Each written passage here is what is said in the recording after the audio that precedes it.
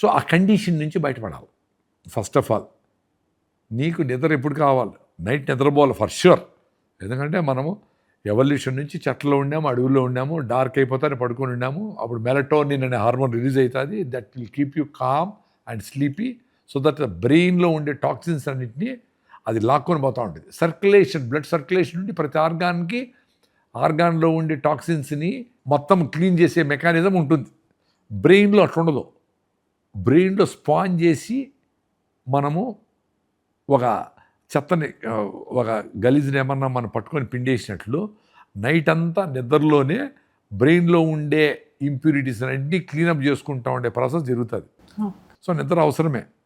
ఎన్ని గంటలు అనేది కండిషన్. కొంతమంది డెఫినెట్గా కొంచెం ఎక్కువే కావాలి, కొంతమందికి తక్కువ నిద్రపైన యాక్టివ్గా ఉంటారు.